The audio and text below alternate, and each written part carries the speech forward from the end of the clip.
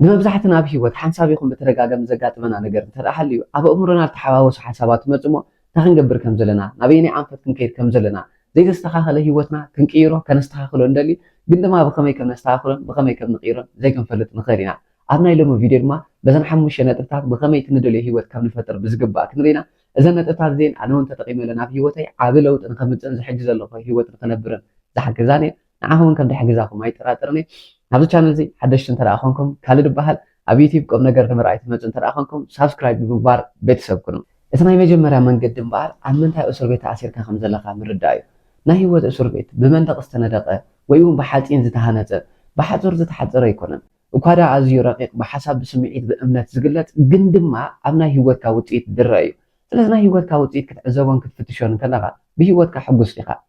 بس إذا لك ريليشنشيب حقوس لقى من سبات أبزل لك ركب عفتنات كا تأتوا أتاويتات ምናልባቱን ኣብጥዕናኻ ዝኾነ ብተደጋጋሚ ክትቀይሮ ትደሊ ግን ከዓ ኩሉ ግዜ ትእሰረሉ ብሓሳብ ብስምዒት ብእምነት ከዓኒ ኩሉ ግዜ እህህ ትብለሉ ዝኾነ ዓይነት ሂወት ኣሎ ዝኾነ ዓይነት ውፅኢት ኣሎ ስለዚ ኣቐዲምካ እታ ክትገብራ ዘለካ ነገር እንታይ እንተ ኢልካኒ ወይ እንታይ እንተ ኢልና ኣቐዲምና ዘለናዮ ቦታ ክንፍትሽ ክንክል ኣለና ኩሉ ግዜ ብሓሳብ ብስምዒት ኩሉ ግዜ እህህ ንብለሉ ዝኾነ ኣሲሩ ድሕዘና ቦታ ኣሎ ክንቀይሮ እንዳደለና ግን ድማ ኩሉ ግዜ ተደጋጊሙ ኣብ ሂወትና ዝፍጠር ነገር እንተ ሃልዩ كابين أبينا أسر بيت كم زلنا قنترا ديفليت كاسي كم أنت هاخد هدم بعد سلزي أقدمنا أبينا أسر بيتن أبينا يكون تأمرن أبي وتنا بزلوا وتيتات نعوم فتاشي سلزي أبي وتنا دلوا عرفتنا خون خلو أبي وتنا دلوا نرقبهم سبات خون خل أبي وتنا دلوا كله أبكابينا دلوا سبات جنزبنا خون خل عنانا خون خل بنك أكاونتنا خون خل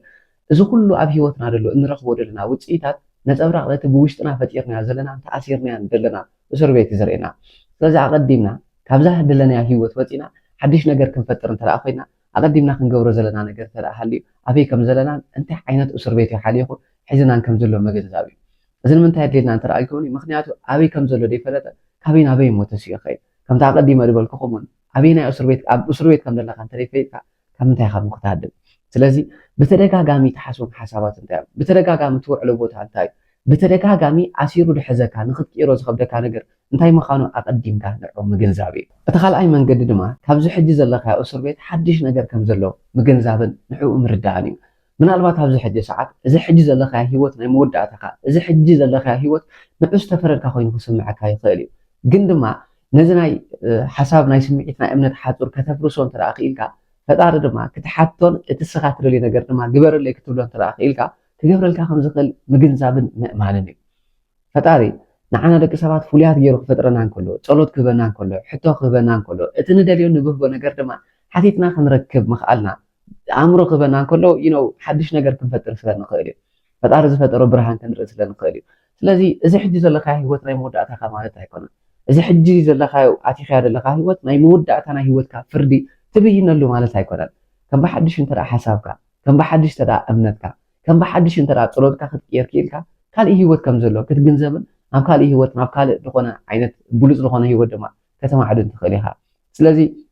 ምናልባት ኣብዚ ሕጂ ሰዓት በዚ ሕጂ ዘለካ ሂወት ተስፋ ትቆርፅ በዚ ሕጂ ዘለካ ሂወት በቃ እዚ መወዳእታ ትብል እንተደኣ ሃሊኻ እታ ካልአይቲ ክትገብራ ዘለካ ስቴፕ ፈጣሪ ሒዝካ ኩሉ ነገር ከም ዝከኣልን ዝሓሸን ድበለፀን ሂወት ድማ ንዓኻ ከም ዝግበአካ ምግንዛብ እዩ እዚኣ ክንገብር እንተደኣ ክኢልና ዝሓሸን ድበለፀን ሂወት ንዓና ከም ዘሎ ክንኣምን እንተደኣ ክኢልና ድማ ፈጣሪ ብኣና ንክሰርሕ መንገዲ ንኸፍተሉ ኣለና ማለት እዩ ክልተ በሉለይ እታ ሳልሰይቲ ብጣዕሚ ኣዝያ ወሳኒት ዝኾነትን ናብቲ ንሕና ንብህጎ ሂወት ንክንከይድ ትገብርና ድማ ነዚ ሕጂ ሰዓት ዘሎ ሂወትካ ከም ዘለዎ ተቐበሎ ምስ ፈተሽካዮ ክትሪኦም ከለካ ምናልባት ኣዝዩ ማለት ደጨንቕ ግን ከዓ ደስ ደይብል ክትልውጦ ትደሊ ግን ከዓ ንነዊሕ ዓመታት ምሳኻ ደሎ ክኸውን ይኽእል እዩ ግን 10 ግዜ ንዑ እዋይ እንዳበልካ ብዛዕባኡ እንዳተጨማካ ብዛዕባኡ እንዳማረርካ ካልእ ሂወት ክትፈጥር ማለት ዘበት እዩ ሓወይ እዚ ኢለ ክነግረካ ከለኹ ብጣዕሚ ይሕዝነኒ ይርድአኒ እውን ዘለካዮ ሽግር ሓፍተይ እውን ይርድአኒ ዘለካዮ ኩነታት ግን እንተደኣ ካብዚ ሕጂ ዘለና ኩነታት ወፂና ናብ ዳሓሸን ድበለፀን ክንከይድ እንተደኣ ኮይና ኣቐዲምና ነቲ ሓሊኹ ሒዝና ንውሽጢ ደስጥመና ደሎ ነገር ንዑ ክንቅበሎ ክንክእል ኣለና ምናልባት ነዚ ሕጂ ነማርረሉ ዘለና ነገር ግን እንተደኣ 10 ግዜ ከምዚ ኮይኑ እኮ እቲ ኮይኑ እኮ እንዳበልና ነማርረሉን ኣሕ ንብለሉ እንተደኣ ሃሊና ምስ ተፈጢሩ ደሎ ነገር ምግጫው ማለት ምስ ፈጣሪ ምግጫው እዩ ፈጣሪ ፈቂዱ እዚ ሕጂ ዘለና ሂወት ኣጋጢሙሎ ፈጣሪ ፈቂዱ እዚ ሕጂ ዘለና ኩነታት ኣቲና ኣለና ስለዚ ካብዚ ኩነታት እዚ ደውፀናካ ፈጣሪ ምዃኑ እንተደኣ ክንርዳእ ክኢልና እንታይ ክምህረኒ ደሊ ፈጣሪ ናብ ሂወተይ ድመፁ ሽግራት ናብ ሂወተይ ኩሉ ግዜ ደጓነፍ እንደኾነ ዓይነት ፀገማት ፈጣሪ ስለ ዝፈትወኒ ይፍትነኒ ደሎ ስለዚ እንታይ ክምህረኒ ደሎ ፈጣሪ ነዚ ነገር ዝክቅበሎን ተመስገን ክብለሉን ከመስግነሉን ተራኺ ኢለ ብምስጋና እንተራ ደቅበሎ ሃልየ እዚ ነገር ዝለቂቕ ሓድሽ ነገር ንምቕባል በረኸተይ ንምእዋጅ ድማ ድልው ዝኸውን ዘለኹ ስለዚ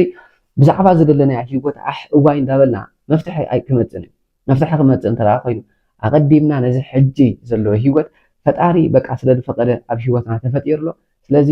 ነዚ ተፈጢሩ ዘሎ ሂወትና ድማ ክንቅበሎ እንተራ ኺና ሓድሽ ሂወት ንምቕባል ድልዋት ኢና ንኾን ዘለና ማለት እዩ ሰለስተ በሉላይ እታ ራብዒቲ ኣዝያ ኣገዳሲት ዝኾነት ነገር ድማ ኩሉ እቲ ሕጂ ዝረኣይ እንዲጭበጥ እንደበለ ነገር ካብቲ ዘይረኣይ ከም ድመፀ ምእማን እዩ ንሕና ደቂ ሰባት ፈጣሪ ክፈጥረና እንከሎ ብኣምሳሉ ይፈጢርና ክንብል ከለና እዚ ስጋና እዚ ይኮነን ገደብ ኣልቦ ዝኾነ መንፈሳዊ ሓይልን ከምኡውን ኣእምሮን ስለ ዝሃበና እዩ ብምስሉ ተፈጢሩ ዝበሃልካ መንፈሳዊ ሓይልናን ኣእምሮናን እዩ እዚ ሕጂ ኩሉ ንሪኦ ዘለና ድጭበጥ ንተሓዝ ካሜራ በሎ ማይክ በሎ ኤቭሪቲንግ ላፕቶፕ በሎ ኩሉ ነገራት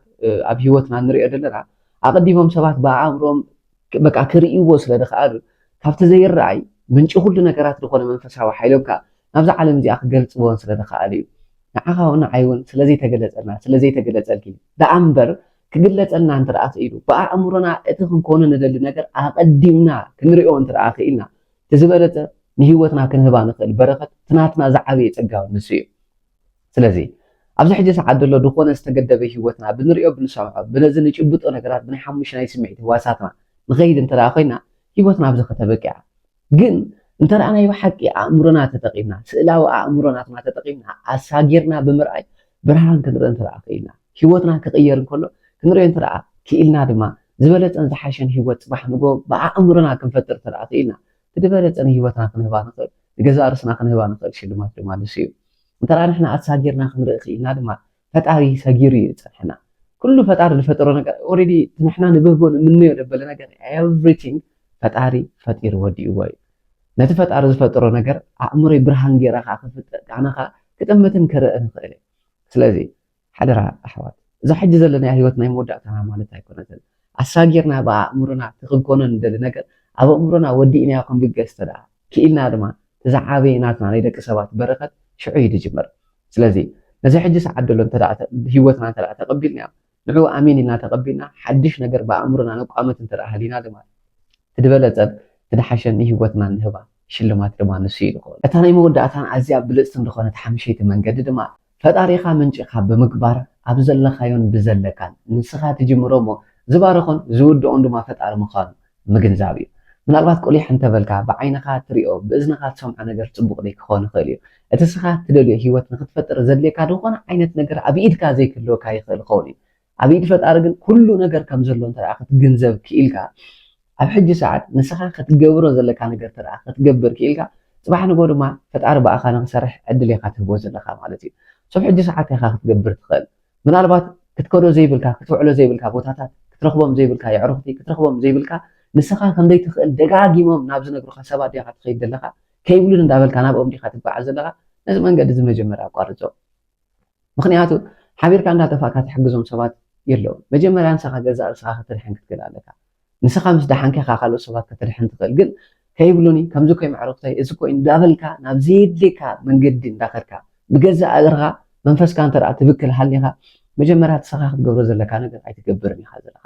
ስለዚ መጀመርያ ንሕና ክንገብሮ ዘለና ነገር ክንገብር ክንክእል ኣለና ካብዚ የድልየና ቦታታት ካብዚ የድልየና ሶሻል ሚድያ ካብዚ የድልየና ናይዚ ዓለም ደናውፅ ዓይነት ህፁፅ ሓበሬታ ድህብ